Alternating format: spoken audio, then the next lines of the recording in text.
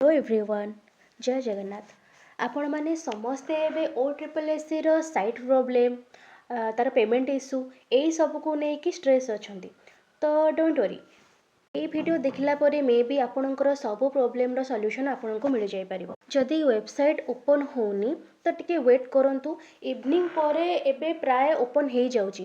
कहीं देखंतु SST सेवक सेविका पाई समस्त सेमानकर एडमिट कार्ड डाउनलोड करूचंती। एकाथरे 2-3टा एप्लिकेशन फॉर्म भी एबे फिलअप होची, तो सेति पाई ए सब प्रॉब्लम होची।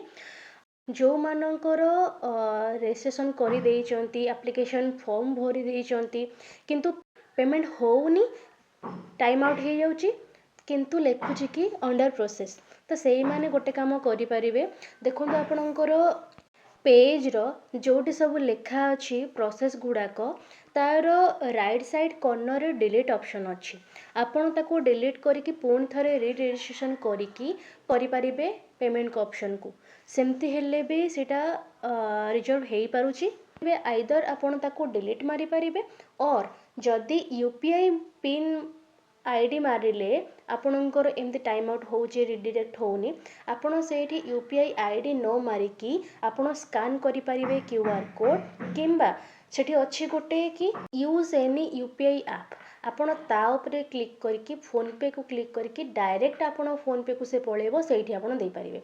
तो एमती हेले सहजरे हेई जाउची। और पेमेंट करि सारला परे जदि आसिकी आपनकु भ्यू करिया को कहिबो कि वेरीफाई करिबा को, आपण सेठी वेरीफाई पेमेंट मारि देबे तो आसीजिवो। जदि न आसी टिके वेट करिवे, तार स्क्रीनशॉट रखिथिबे।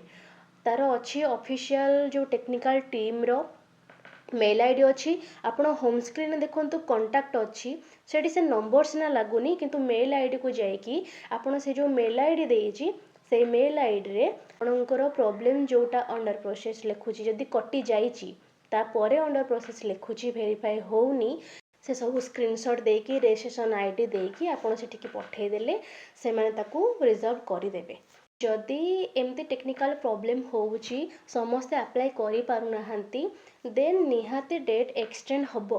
केना पूर्वरु भी एक्सटेंड हेइसी डेट अप्लाई रो, तो यार भी एक्सटेंड हबो। आ जदि केही भी पाखरे अछंती, तो जदि जाई पारुचंती OSSC ऑफिस को, देन सेटा बहुत भलो। किंतु एतिकी आपण करि पारिबे, मे बी आपनकर प्रॉब्लम सॉल्व हे जिवो।